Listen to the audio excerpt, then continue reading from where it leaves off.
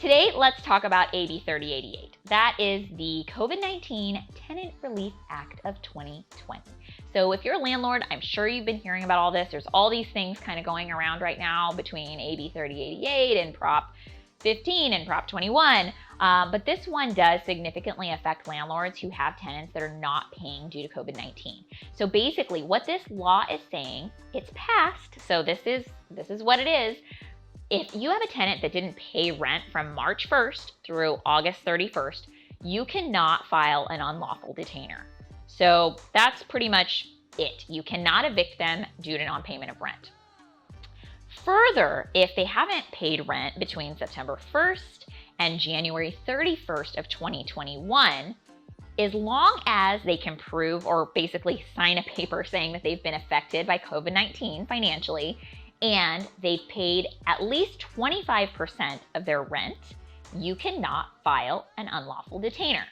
Now, that being said, it doesn't forgive the rent. What it tells you that you have to do is convert that to consumer debt, meaning take them to small claims court for the amount that they owe. Now, this is for most tenants. There are some different rules and stronger protections for landlords, a little bit stronger protections for people who are in higher income brackets. I believe that's about $130,000 or more, but provided that your tenant makes less money than that, which is the majority of tenants in California, these are the rules that you have to abide by. It's pretty crazy for landlords because nobody's getting protection against forbearance or foreclosure. You can get forbearance. Lenders do have to offer that to you. There's some verbiage in the law that talks about that a lender can't just foreclose on you. They do have to give you forbearance options.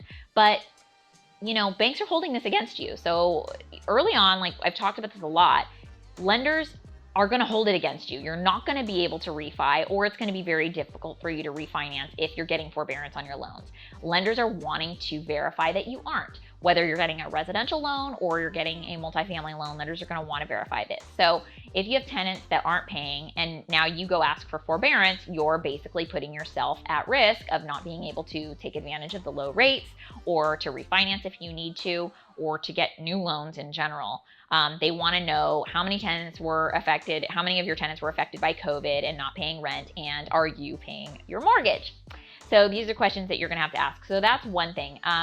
The other thing I do want to encourage you to kind of let your tenants know, though, is if you're not able to file an unlawful detainer, but you are able to take them to small claims for this amount, when they move, I mean, eventually they may have to pay some of this debt back to you, because when they move, you know, the new landlord's going to pull credit and they're going to see this judgment on their credit report that basically shows that they didn't pay rent. And what landlord's going to want to give them an apartment if they have, you know, a judgment for non-payment of rent on their credit. So they're going to have to, or they're going to want to take care of that. Now, let's say your tenant, God forbid, wants to go and buy a home. Same thing. They're going to have to take care of this debt prior to buying a home, and it's going to hit their credit report. When they pay it off, it's going to hit their credit that they paid it off, and it's actually going to reduce their credit score further. So there are some things as a landlord, I think, that you have in your toolbox to make your tenants aware of that are not paying due to COVID, because if they're collecting unemployment, they may be able to pay rent, but instead they're out, you know, buying TVs or saving their money or buying cars or things like this. So that is the one kind of thing that came to my mind right away when I heard that you can't do the eviction. I mean, it's honestly crazy and ridiculous, and it's not helpful for landlords. But at the same time, I think that as a landlord, we've got to kind of take things into our own hands and think, well, what else can we do to motivate our tenants to pay rent? And if they care at all about their credit, or if they decide that they don't want to live here anymore and they need to move, they're definitely going to be affected by that judgment that's going to be on their credit report. So if you have any questions about AB 3088, reach out.